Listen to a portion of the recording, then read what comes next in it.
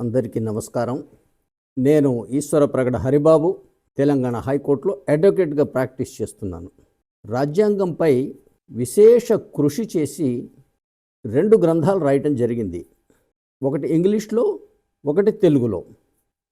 Indian politics versus Indian constitution అని ఇంగ్లీష్లో, భారత ప్రజల మగు మేము అని తెలుగులో. ఈ 2 గ్రంథాలు కూడా నోషన్ ప్రెస్ చెన్నై వారి ద్వారా పబ్లిష్ చేయటం జరిగింది. ఈ గ్రంథాలు మీకు అమెజాన్, ఫ్లిప్కార్ట్, కోబో, నోషన్ ప్రెస్ వంటి ఆన్లైన్ ప్లాట్ఫామ్స్లో మీకు అవైలబుల్గా ఉన్నాయి. ఇది ముఖ్యంగా నా నమ్మకం ఏమిటంటే, భారతీయ సామాజిక, ఆర్థిక, రాజకీయ ముఖ చిత్రాన్ని సమగ్రంగా మార్చి తీరగలిగిన గ్రంథాలనేది నా నమ్మకం. నేను ఈ గ్రంథాలను భారతదేశంలో ఉన్న ఇంచుమించు అందరు పార్లమెంటు మెంబర్లకి పోస్ట్ ద్వారా పంపటం జరిగింది. హైదరాబాదులో అనేక యూట్యూబర్లకు అనేక ఇంటర్వ్యూలు ఇవ్వటం జరిగింది. ఇక తరువాతి ప్రయత్నంగా ఒక వెబ్ సిరీస్ స్టార్ట్ చేశాను. ప్రతివారం 2-3 అధికరణాలపై, రాజ్యాంగంలోని అధికరణాలపై ఉపన్యాసం చెప్పి హరిబాబు ఈ అడ్వకేట్ అనే యూట్యూబ్ ఛానల్లో నేను అప్లోడ్ చేస్తున్నాను. కాకపోతే ముందుగా ఈ విషయం భారతదేశం అంతటికి వెళ్ళవలసిన అంశం కాబట్టి ముందుగా ఇంగ్లీష్లో చేయటం మొదలుపెట్టాను. చేసి ఆర్టికల్ 264 వరకు పూర్తి చేశాను నిన్నటి వరకు. ఈరోజు నాకు ఒక ఆలోచన వచ్చింది కదా అంటే, ముఖ్యమైన విషయాలు తెలుగు ప్రజలకు తెలియవలసిన అవసరం ముందుగా ఉంది.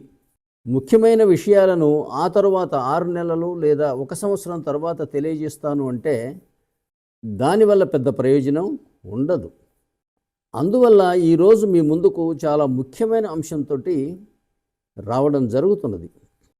మీకు తెలుసు, రాష్ట్రాలను విభజించే హక్కు, పేర్లు హద్దులు మార్చే హక్కు, వైశాల్యాన్ని మార్చే హక్కు, రాష్ట్రము లేదా కేంద్రపాలిత ప్రాంతంగా వాటి స్థాయిని మార్చే హక్కు భారత పార్లమెంటుకు ఆర్టికల్ 3 కింద దఖలు చేయడం జరిగింది.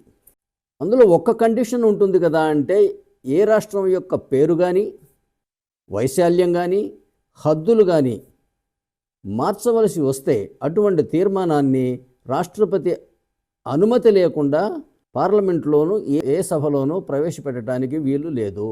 అటువంటి తీర్మానాన్ని రాష్ట్రపతి ముందుగా రాష్ట్రాల అసెంబ్లీలకు పంపించాలి, నిర్ణీత గడువు విధించి సమాధానం ఇవ్వడానికి. కానీ రాష్ట్ర శాసనసభలో అంగీకరించినా వ్యతిరేకించినా నిర్ణీత గడువులో సమాధానం ఇవ్వకపోయినా పార్లమెంటుకి ముందుకు వెళ్ళిపోయి రాష్ట్రాలను విభజించటం, హద్దులు మార్చటం, పేర్లు మార్చటం, స్థాయిలు మార్చే హక్కు పార్లమెంటుకు ఉన్నది. మరొక విషయం మీరు అర్థం చేసుకోవాలి కదా అంటే, పార్లమెంట్ అంటే అర్థం అందులో రాష్ట్రపతి అంతర్గతంగానే ఉంటాడు ఆర్టికల్ 79 వల్ల. ఈ ఆర్టికల్ 3 చూసి కొందరు రాష్ట్రాలను విభజించే హక్కు పార్లమెంటుకు ఉన్నదని భ్రమపడుతున్నారు. ఆ హక్కు తిరుగులేనిదని, ఇష్టానుసారం చేయవచ్చు అన్న భ్రమలో ఉన్నారు కొందరు. ఇక ఈ విభజన చేస్తున్న వారేమో, భ్రమ ఉందో లేదో నాకు తెలియదు కానీ, ప్రశ్నించేవారు లేకపోవటం వల్ల ఆ హక్కును యథావిధిగా యథేచ్ఛగా వినియోగిస్తున్నారు. కానీ రాజ్యాంగ అభిమతం అది కాదు. మీరు తరువాతి అధికరణం 4 చూశారనుకోండి, అందులో క్లాస్ 2 ఏం చెబుతుంది అంటే, ఈ రాష్ట్రాల విభజన, హద్దుల మార్పు, వైశాల్యం మార్పు, పేర్లు మార్పు, స్థాయి మార్పు ఇవి ఏవి కూడా రాజ్యాంగ సవరణ క్రిందకు రావు. ఎందుకు రావట అంటే, రాష్ట్రాలు విభజించి పేర్లు మార్చి, వైశాల్యాలు మార్చి, స్థాయిలు మార్చడం అనేది పార్లమెంటుకు అంత తేలికనా? రాష్ట్రాలు అంగీకరించినా అంగీకరించకపోయినా, స్పందించకపోయినా విభజన చేసే హక్కు పార్లమెంటుకి ఇచ్చి, పైగా అది రాజ్యాంగ సవరణ కాదు అని ఎందుకు చెప్పారు అన్న ఆలోచన భారతదేశంలో ఎవరికి కలగకపోవటం ఆశ్చర్యకరం. రాష్ట్రాలు అంగీకరించినా అంగీకరించకపోయినా రాష్ట్రాల హద్దులు, పేర్లు వగైరాలు మార్చేటువంటి హక్కు పార్లమెంటుకు ఇవ్వటం, అది రాజ్యాంగ సవరణ క్రిందకు రాదు అని చెప్పడంలో ఉన్న ముఖ్య ఉద్దేశం ఏమిటి అంటే, భారతదేశంలో ఈ రాష్ట్రాల పునర్విభజన మరియు అసెంబ్లీల మరియు పార్లమెంట్ల సీట్ల సర్దుబాటు ప్రతి 10 సంవత్సరాలకు ఒకసారి జరగాలి. ఇది రెగ్యులర్గా జరిగే వ్యవస్థ కాబట్టే దీనిని రాజ్యాంగ సవరణ అన్న నిర్వచనంలోకి తీసుకురాలేదు. జనగణన అనేది ప్రతి 10 సంవత్సరాలకు ఒక్కసారి జరగాలి. మొదటి జనగణన 1951లో జరిగింది. దాన్ని ఆధారం చేసుకొని 1952లో ఎన్నికలు జరిగినాయి. ఆ తర్వాత జనగణనలు 1961, 71, 81 వగైరా జరుగుతూనే ఉన్నాయి. కానీ వాటి ప్రకారంగా రాష్ట్రాల పునర్విభజన చేయాలని కానీ, అసెంబ్లీ పార్లమెంట్ల సీట్లను తిరిగి సర్దుబాటు చేయాలని కానీ భారతదేశ రాజకీయ నాయకులు, ప్రజలు, వ్యవస్థలు అర్థం చేసుకోలేకపోయాయని చెప్పడానికి నేను వెనకాడను. రాష్ట్రాల విభజన విషయంలో 1956లో ఘోర తప్పిదం జరిగింది. భాషా ప్రయుక్త రాష్ట్రాలుగా విభజించారు. కానీ అది సరిగా జరిగిందా లేదా అంటే చిత్తశుద్ధితో జరగలేదు. కొన్ని రాష్ట్రాలు మరీ అతిపెద్దవిగా ఉండిపోయినాయి, కొన్ని రాష్ట్రాలు మరీ చిన్నవిగా ఉండిపోయినాయి. ఒకే భాష మాట్లాడే వారికి ఒకటి కంటే ఎక్కువ రాష్ట్రాలు వచ్చినాయి. ఇలా అందులో అనేక అవకతవకలు జరిగినాయి. వాటిని గురించి, రాష్ట్రాల యొక్క పరిమాణము గురించి, జనసంఖ్య గురించి విషయాలను నేను లోతుగా మీకు ముందు చర్చిస్తాను. ఇక్కడ నేను మీకు చెప్పేది ఏమిటంటే, రాష్ట్రాలను భాషా ప్రయుక్త రాష్ట్రాలుగా విభజించటం అనేదే రాజ్యాంగ విరుద్ధం. ఎందుకు అంటే మనం భారత రాజ్యాంగ పీఠికలో రాసుకున్నాం, to secure to people justice, Liberty, equality. Justice అంటే న్యాయము. ఏమిటి న్యాయము? సామాజిక, ఆర్థిక, రాజకీయ న్యాయం ఇచ్చి తీరతామని రాజ్యాంగ పీఠిక వాగ్దానం చేస్తున్నది. ఎందుకు అంటే to secure to it's people. ఎప్పుడైతే ఈ భాషా ప్రయుక్త రాష్ట్రాలు ఏర్పాటు చేశారో ఈరోజు మనం భాషా వైషమ్యాలు చూస్తున్నాం. భాష పేరుతో ప్రజలు కొట్టుకు చావడం చూస్తూ ఉన్నాం. గుజరాత్లో హిందీ మాట్లాడే వాళ్ళను ద్వేషిస్తారు, మహారాష్ట్రలో హిందీ మాట్లాడే వాళ్ళని, గుజరాతీ మాట్లాడే వాళ్ళను ద్వేషిస్తారు. ఆంధ్ర, తెలంగాణ ప్రాంతాలు భాషాభేదంగానే ముఖ్యంగా విభజన జరిగింది. దక్షిణాది రాష్ట్రాల వాళ్ళను మద్రాసీ అని అంటారని, హిందీ వాళ్ళు వీళ్ళని తక్కువగా చూస్తారని అనేకమైనటువంటి భావనలు గతంలో ఉన్నాయి. మీకు కూడా బహుశా కొన్ని తెలుసు. భారతదేశంలో ఎక్కడైతే భాషాపరమైనటువంటి ద్వేషాలు, వైషమ్యాలు, కొట్లాటలు జరుగుతున్నాయనేది మీ అనుభవంతో మీరు కొంత సరిపోల్చి చూసుకోవచ్చు. కానీ భారత రాజ్యాంగం ఆర్టికల్ 14, 15, 16 ఏం చెబుతుంది? ప్రభుత్వము ప్రజలను కుల, మత, ప్రాంత, భాష, లింగ భేదాల కారణంగా విభజించటానికి వీల్లేదు, డిస్క్రిమినేట్ చేయటానికి వీల్లేదు. భాషా భేదంతో, ప్రాంతీయ భేదంతో విభజించవద్దు అని రాజ్యాంగం చెబుతూ ఉంటే, కాదు మేము అలామే చేస్తాము అంటే, ఇది ఏమిటంటే భారత ప్రజలు భారత రాజ్యాంగాన్ని సరిగా అర్థం చేసుకోలేకపోయారనటానికి ఇది మచ్చుతునక. ఇలాంటివి మరింకెన్నో కోకొల్లలు. ఆ కారణంగా ఇవాళ భారతదేశం అనేక రాష్ట్రాలలో ప్రజల మధ్య వైషమ్యాలు నెలకొని ఉన్నాయి. దీనికి బాధ్యులు ఎవరు? మరొక ఉదాహరణ చెబుతాను. భారతీయులు రాజ్యాంగాన్ని అర్థం చేసుకోలేకపోయారనటానికి, రాజ్యాంగాన్ని తుంగలో తొక్కారనటానికి, రాజకీయ ప్రయోజనాల కోసం రాజ్యాంగాన్ని ఒక వేదికగా దుర్వినియోగం చేశారని చెప్పడానికి మరొక ఉదాహరణ నేను చెప్పగలను. గతంలో చెప్పాను, దేశాన్ని భాషా ప్రయుక్త రాష్ట్రాలుగా విభజించి భాషా వైషమ్యాలు పెంచారు. అట్లాగే కులం పేరుతోటి ఉద్యోగాలలో రిజర్వేషన్స్ పెట్టి ప్రజలను విభజించి ప్రజల మధ్య వైషమ్యాలు తీసుకొని వచ్చారు. నేను ఇంగ్లీష్లో చెప్పిన అనేక వీడియోస్లో గతంలో నేను చర్చించాను. 1950లోనే మద్రాస్ సుప్రీంకోర్టు వారు నిర్ణయం వెలువరించారు కదా అంటే, భారత రాజ్యాంగం ప్రకారముగా కులం ఆధారిత రిజర్వేషన్స్ చెల్లవు.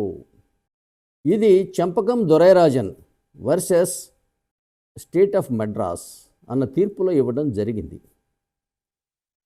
అప్పుడు మద్రాస్ ప్రభుత్వం సుప్రీంకోర్టులో అప్పీల్ చేసింది.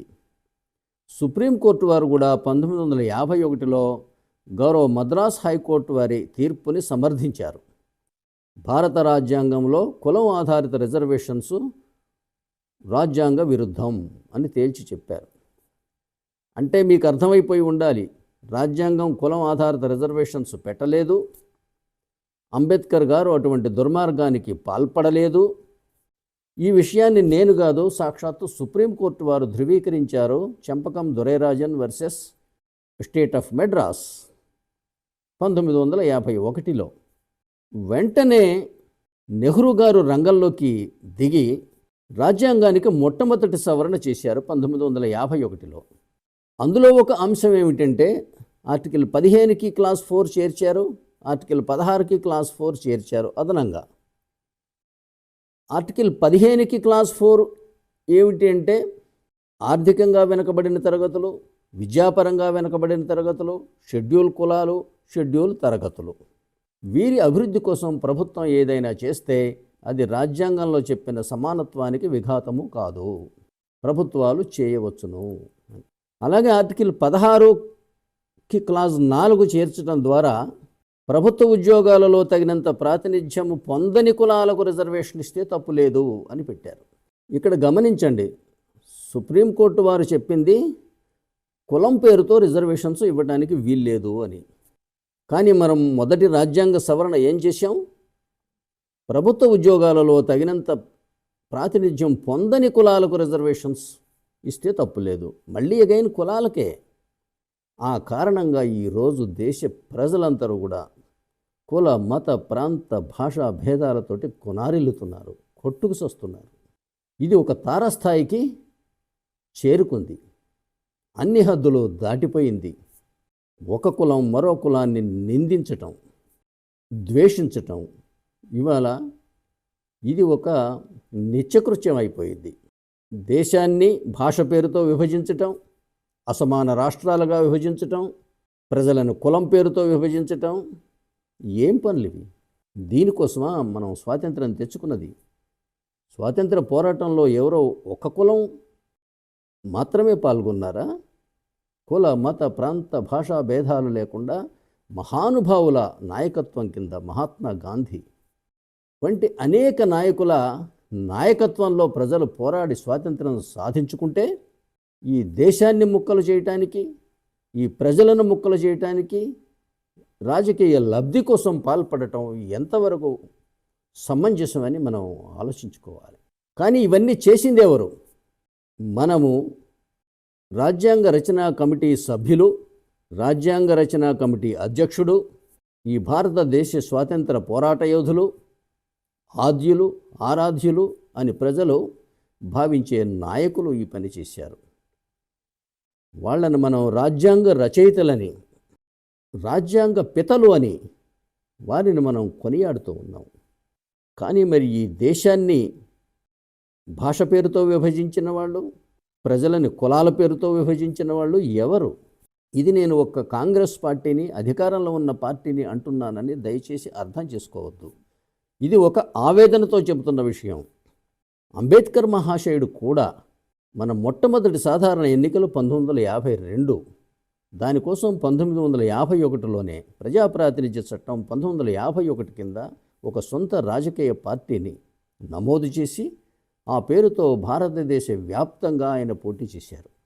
ఆ పార్టీకి 2.38% ఓట్లు వచ్చి భారతదేశ వ్యాప్తంగా తుడిచిపెట్టుకుపోయింది. అండ్ అంబేద్కర్ గారు స్వయంగా ఓడిపోయాడు. ఎందుకు ఇంతటి ఘోరం జరిగిందని మీరు గమనిస్తే ఆయన పార్టీ పేరు వింటే మీకే అర్థమవుతుంది. ఆ పార్టీ పేరు scheduled caste federation of India. అనగానే కొందరు అభిమానులు, అంబేద్కర్ గారి అభిమానులు వెంటనే పార్టీ పేరు అది కాదండి, లేబర్ పార్టీ ఆఫ్ ఇండియా అంటారు. కానీ labour party of India Ambedkar గారు 1937లో పెట్టిన పార్టీ. స్వాతంత్రం వచ్చిన తర్వాత ప్రజా ప్రాతినిధ్య చట్టం కింద పెట్టిన party scheduled caste federation of India. తర్వాత 1956లో బహుశా ఎంతో మనోవేదనతోటి scheduled caste federation of India అని పార్టీ పెట్టుకుంటే కనీసం షెడ్యూల్డ్ కులాలు కూడా ఓటు వేయలేదు. వాళ్ళు ఓటు వేస్తే 2% ఓట్లు ఎలా వస్తాయి?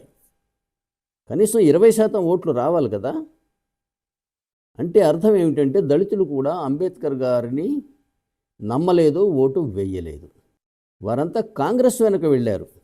ఎందుకంటే ఇందాక చెప్పాను కదా, ఆర్టికల్ 15కి క్లాజ్ 4 పెట్టి ఆర్థికంగా వెనకబడిన తరగతులు, విద్యాపరంగా వెనుకబడిన తరగతులు, షెడ్యూల్డ్ కులాలు, షెడ్యూల్డ్ తరగతులకి అభివృద్ధి కోసం ఏదైనా చేస్తే అది సమానత్వానికి విఘాతం కాదు అని నెహ్రూ గారు ప్రతిపాదించారు మొట్టమొదటి రాజ్యాంగ సవరణలో అని.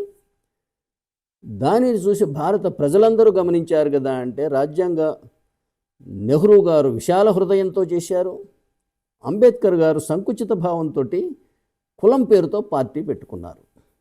ఈ కారణం వల్ల అందరూ కాంగ్రెస్ పార్టీ వైపు వెళ్ళిపోయారు. బహుశా అందుకు కోపగించి అంబేద్కర్ గారు 1956 అక్టోబర్లో పార్టీ పేరుని scheduled caste federation of India అనేది తీసివేసి రిపబ్లిక్ పార్టీ ఆఫ్ ఇండియా అని పెట్టుకున్నారు. అదే నెలలో దళిత కార్డ్ కులము వద్దనుకొని బుద్ధిజంలోకి వెళ్ళిపోయారు. ఇది భారతదేశ చరిత్రలో ఒక ముఖ్యమైనటువంటి సంఘటన. అట్లాగే స్థానిక సంస్థల ఎన్నికలలో ఎస్సీ, ఎస్టీ, బీసీ మరియు మహిళలకు రిజర్వేషన్స్ ఇచ్చిన వారు పివి నరసింహారావు గారు. 73, 74 రాజ్యాంగ సవరణలు 1993 ద్వారా రాజ్యాంగంలో ఆర్టికల్ 243D, 243T పెట్టడం ద్వారా రిజర్వేషన్స్ ఇచ్చిన వారు పివి నరసింహారావు గారు. అంబేద్కర్ గారి గొప్పతనం గురించి నాకు ఏమాత్రం అనుమానం లేదు. బుద్ధిజం ఎంచుకునేటప్పుడు డాక్టర్ అంబేద్కర్ గారు ఇది భారతీయ తత్వానికి తక్కువ వ్యతిరేకమైన మతం కాబట్టి నేను బుద్ధిజాన్ని ఎంచుకుంటున్నాను అని చెప్పారు. మీకు తెలుసు, బుద్ధిజం అంటే భారతదేశంలో పుట్టిన మతం. బోధ్ గయలో పుట్టింది. సిద్ధార్థుడు టిబెట్ రాకుమారుడైనప్పటికీ ఆయనకు బోధ్ గయాలో జ్ఞానోదయం అయింది. అక్కడి నుంచి ఆయన సిద్ధార్థుడు బుద్ధుడయ్యాడు. అందులో కూడా కాషాయ వస్త్రధారణ ఉంటుంది, శిరోముండనం ఉంటుంది, తపస్సు ఉంటుంది, ఉపవాస దీక్షలుంటాయి, జన్మ పునర్జన్మల గురించినటువంటి నమ్మకాలు కూడా ఉన్నాయి. అందులో కొంత భాగానికి విగ్రహారాధన కూడా ఉంది. మహాయానము అనే శాఖకు, హీనయానం అనే శాఖకు విగ్రహారాధన లేదు. అందువల్ల భారతదేశంలో పుట్టడం భారతీయతకు తక్కువ వ్యతిరేకమైన మతం కాబట్టి బుద్ధిజం తీసుకుంటున్నానని ఆయన తెలియజేశారు.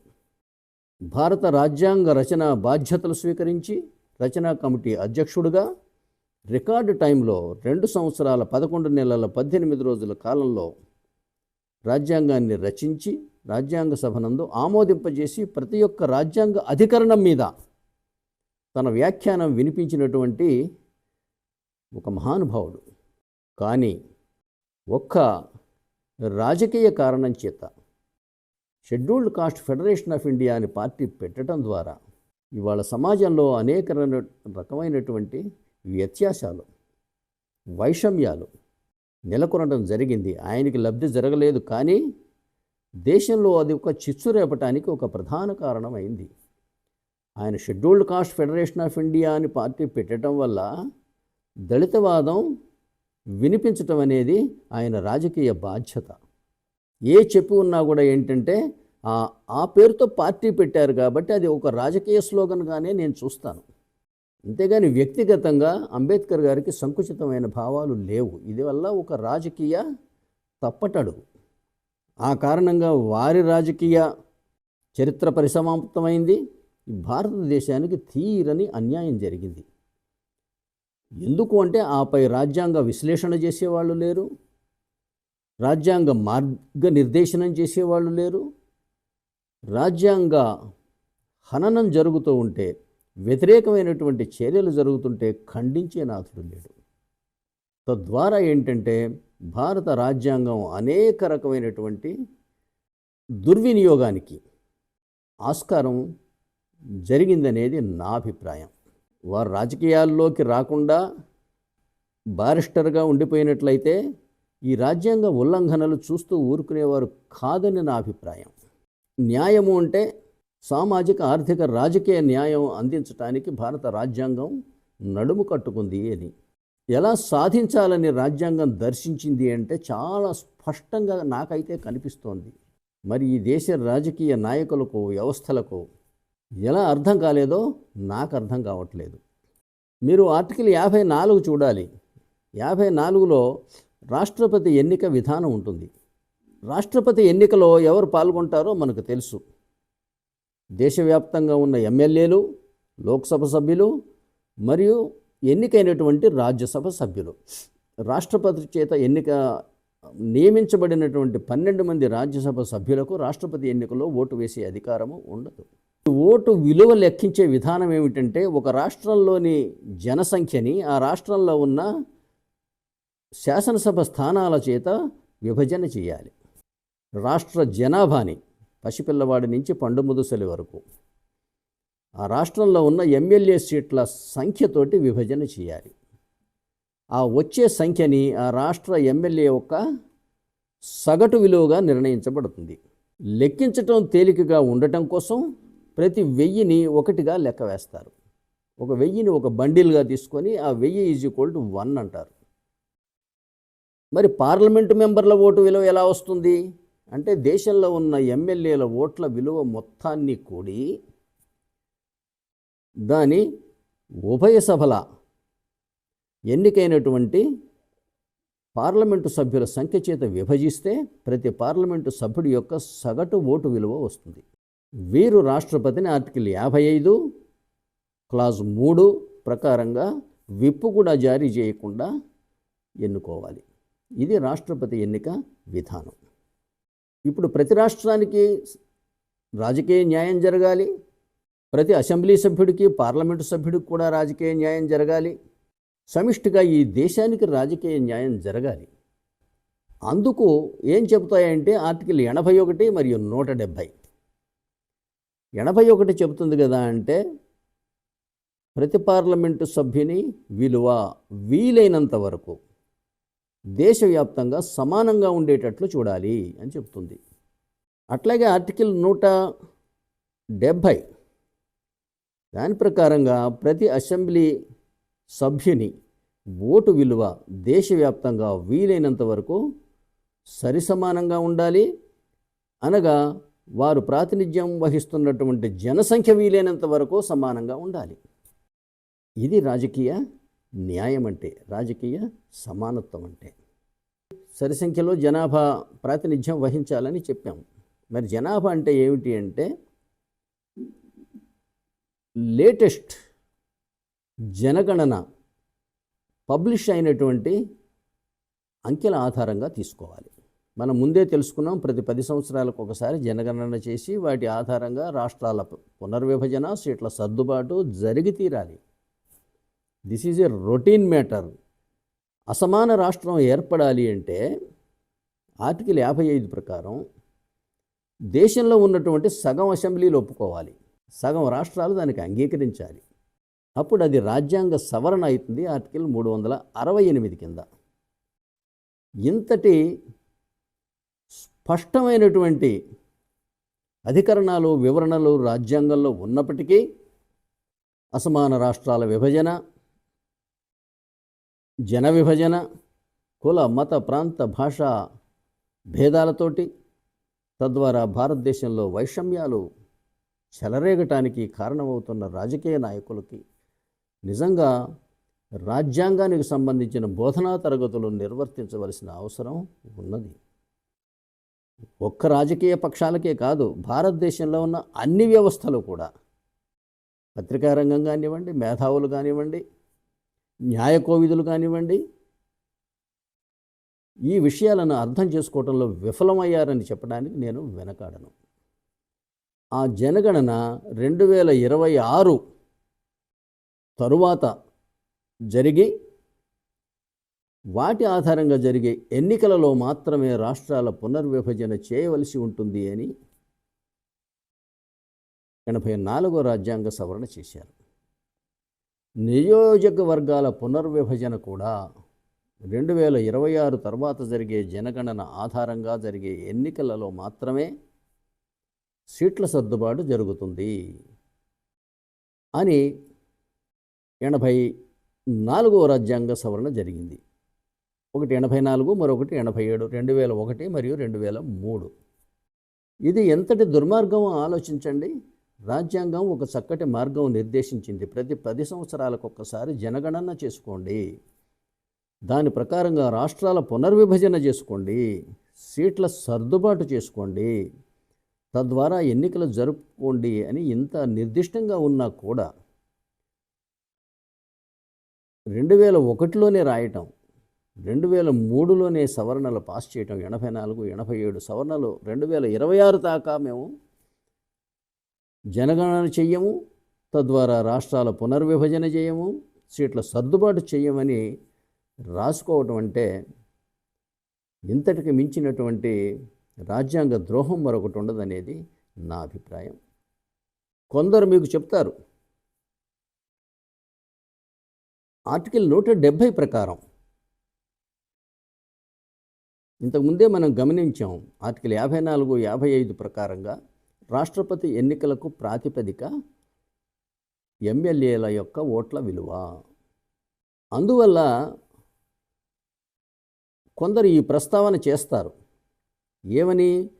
ఆర్టికల్ 170లో ఏమని ఉంటుంది అంటే, రాష్ట్రాల విభజన చేసేటప్పుడు ఒక్కొక్క రాష్ట్రంలో 60 నుంచి 500 వరకు అసెంబ్లీ స్థానములు ఉండవచ్చును అని. ఇది ఒక్కటే కండిషన్ పెట్టింది. ప్రతి రాష్ట్రంలోనూ 60 నుంచి 500 వరకు స్థానములు ఉండవచ్చును అని చెప్పటం ద్వారా ఇది ఒక రాజ్యాంగ అపార్థానికి దారితీసింది, రాజ్యాంగ దుర్వినియోగానికి దారితీసింది. దీని అర్థం ఏమిటంటే, మీరు ఏదైనా సంఖ్య ఎంచుకోండి 60 నుంచి 500 మధ్యలో, కానీ కొన్ని 500 స్థానాలతో ఉంచి కొన్ని 60 స్థానాలతో ఉంచితే ఇది రాజకీయ సమానత్వం ఎలా అవుతుంది? రాజకీయ న్యాయం ఎట్లా జరుగుతుంది? పెద్ద రాష్ట్రాలకు పార్లమెంట్లో ప్రాముఖ్యత ఉంటుంది, చిన్న రాష్ట్రాలకి పార్లమెంట్లో ప్రాముఖ్యత ఉండదు. మరి ఎంత ఎంచుకోవాలి? 60 నుంచి 500 అన్నారు కదా, మరి ఎంత ఎంచుకోవాలి? దీనికి కొంత ఒక సూచిక రాజ్యాంగంలో ఉంది. ఒక అసెంబ్లీ యొక్క సమావేశానికి కోరం అసెంబ్లీ సభ్యులలో 10% మంది లేదా 10 మంది, ఏది ఎక్కువైతే అది. అంటే 10 మంది ఉన్న కోరము, 10% ఉన్న కోరము అనటం ద్వారా 10% 10 మంది సభ్యులకు సరిసమానమైతే అసెంబ్లీ సంఖ్య 100 ఉంటే సరిపోవాలి నిజానికి. కానీ ఆర్టికల్ 171 కింద ఒక్కొక్క రాష్ట్రానికి శాసన మండలి కూడా ఉండే అవకాశం ఉంది. శాసన మండలి ఏర్పాటు చేయడానికి నిబంధన ఏమిటి అంటేనేమో, శాసన మండలిలో కనీసం 40 మంది సభ్యులు ఉండాలి. అది అసెంబ్లీ సభ్యుల సంఖ్యలో 1/3 వంతు అయి ఉండాలి. అంటే మీకు శాసన మండలి కావాలి అంటే 120 స్థానాలు ఉండవలసి వస్తుంది.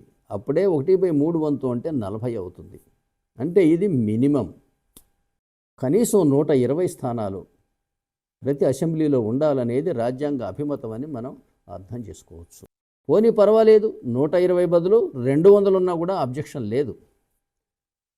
పోనీ 500 ఉన్నా కూడా మనకి అభ్యంతరం లేదు. కానీ అది దేశవ్యాప్తంగా అన్ని రాష్ట్రాల్లో సరిసమానంగా ఉండాలి అనేది ఆర్టికల్ 55 తెలియజేస్తున్నది. అంతకన్నా విరుద్ధంగా జరగాలంటే దేశంలో ఉన్నటువంటి అన్ని రాష్ట్రాలు అంగీకరించాలి అని తెలియజేస్తోంది. అందువల్ల అసమాన రాష్ట్రాల విభజన రాజ్యాంగ విరుద్ధం. దేశంలో రాష్ట్రాలతో పాటు కేంద్రపాలిత ప్రాంతాలు కూడా ఉండే అవకాశం ఉన్నది. అవి ఎందుకు ఏర్పాటు చేయటం జరిగింది అంటే, అవి గతంలోనేమో బ్రిటను, ఫ్రెంచ్, డచ్ వాళ్ళు ఆక్రమించినటువంటి చిన్న చిన్న స్థానాలు. అది వాళ్ళు డైరెక్ట్గా వాళ్ళ పరిపాలన కింద ఉంచుకున్నారు. వాళ్ళు వెళ్ళిపోయిన తర్వాత భారతదేశానికి రావటం జరిగింది. అందులో గోవా వగైరా వాటిని మనం తిరిగి రాష్ట్రాలుగా ఏర్పాటు చేసుకున్నాం. కానీ రాష్ట్రాలను వీలైనంత వరకు సమాన సంఖ్యలో ఏర్పాటు చేసే సందర్భంలో విస్తీర్ణం లెక్కలేదు. కానీ కొన్ని ప్రాంతాలు మిగిలిపోవచ్చు కదా అంటే, ఏ రాష్ట్రంలో అయినా కలపడం అవి ఇబ్బందికరమైన పరిస్థితి ఉండవచ్చు. వాటిని మనం కేంద్ర పాలిత ప్రాంతాలుగా ఉంచుకోవాలి. అట్లాగే కేంద్రం ప్రాముఖ్యతను గుర్తించిన ప్రాంతాలను కూడా కేంద్రపాలిత ప్రాంతాలుగా ఉంచుకోవాలి. ఉదాహరణకు సైంటిఫిక్ ఇన్స్టిట్యూషన్స్ పెట్టే ప్రాంతాన్ని, లేదా ప్రమాదకరమైనటువంటి పరిశ్రమలు పెట్టే ప్రాంతాన్ని పార్లమెంటు, అసెంబ్లీల లేదా రాజకీయ నాయకుల, అధికారుల నివాసాలు ఉంచడానికి, లేదా ఈ డిఫెన్స్ ఎస్టాబ్లిష్మెంట్స్ వాటిని ఏర్పాటు చేయటం కోసం కొన్ని ప్రాంతాలను కేంద్రపాలిత ప్రాంతాలుగా ఉంచుకోవాలి. కానీ అవి ఎందుకు ఉంచుకోవాలి అనేది రాజ్యాంగం వివరించలేదు కాబట్టి మన రాజకీయ నాయకులకు కనీసం అటువంటి ఆలోచన కూడా జరగల. అది మరొక రాజకీయ అంశంగా పరిగణించి దానితో కూడా వీళ్ళు రాజకీయాలు చేసుకుంటున్నారు. మీరు ఆర్టికల్ 364 చూసినట్లయితే భారతదేశంలో ముఖ్యమైనటువంటి ఎయిర్పోర్ట్స్, సీపోర్ట్స్ వాటి మీద రాజ్యాంగంతో సంబంధం లేకుండా హక్కులు రాష్ట్రపతికి కల్పించబడ్డాయి. ఎందుకంటే ఒక్కొక్క సందర్భం రావచ్చు, ఇతర దేశాలతోటి యుద్ధాలు వంటివి సంభవించినప్పుడు. అది రాష్ట్రపతి యొక్క విలువ. అది మరొక ఎపిసోడ్లో మనం మాట్లాడుకుందాం. అన్ని అధికారాలు రాష్ట్రపతివే కానీ ఆయన నేను చెప్పినట్టు వినాలి. ఇది గొంతెమ్మ కోరిక, భాషకే అవమానం. ఎక్కడైనా గుమస్తాలు చెప్పినట్టు యజమాని వింటాడా? పైగా సలహాలు ఆదేశాలు అవుతాయా? అసలు ఏం భాష ఇది? How advises can ever become orders or commands, especially by the subordinates to their superiors. It is an insult, misfortune of 140 crore people of this country. Highest elected person భారతదేశంలో ఉన్న రాష్ట్రపతి ఏమో రాష్ట్రభవన్లోను, ఆయన పంపించిన గవర్నర్లు రాజ్భవన్లలో విశ్రాంతి తీసుకుంటూ ఉంటే ఎన్నిక కాబడని వారి చేత నియమించబడినటువంటి గుమాస్తాలు ఈ దేశాన్ని పరిపాలిస్తే ఈ దేశం ఉంటుందా? ఏమైపోతుంది? దేశ విభజనకి అవసరమైనటువంటి అన్ని అంశాలను మనం రేకెత్తించి కూర్చున్నాం. మనం అంటించిన ఈ నిప్పును మనం ఆర్పగలమా అనేది ప్రశ్న. ఆర్పటానికి వీలు లేనంత అగ్నిని రగిలిస్తున్నారు మన రాజకీయ నాయకులు. ఇప్పటికైనా ఈ వీడియో ద్వారా నేను సమస్త ప్రజానికానికి, రాజకీయ నాయకులకు, పత్రికా రంగంలోని వారికి, మేధావులకి అందరికీ నేను మనవి చేసేది ఏంటంటే, ఇప్పటికైనా సరే రాష్ట్రాల పునర్విభజన, సీట్ల సర్దుబాటు మరొక్కసారి తక్షణమే జరగాలి. అలా జరిగేటప్పుడు ప్రతి రాష్ట్రంలోనూ కూడా వీలైనంత వరకు సమాన సంఖ్యలో జనాభా, సమాన సంఖ్యలో ఎమ్మెల్యేలు, సమాన సంఖ్యలో ఎంపీలు ఉండవలే. అలాగే ప్రతి ఎమ్మెల్యే ప్రాతినిధ్యం వహించే జనసంఖ్య, ప్రతి పార్లమెంటు మెంబరు ప్రాతినిధ్యం వహించే జనసంఖ్య భారతదేశ వ్యాప్తంగా ఇంచుమించు సరిసమానంగా ఉండాలి. అలా విభజించడానికి వీలు లేని ప్రాంతాలను, లేదా సెక్యూరిటీ లేదా తదితర ప్రాముఖ్యం కలిగిన ప్రాంతాలను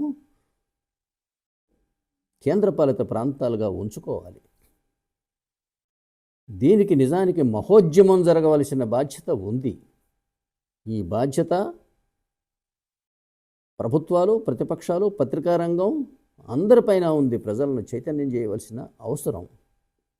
thank you for watching my video.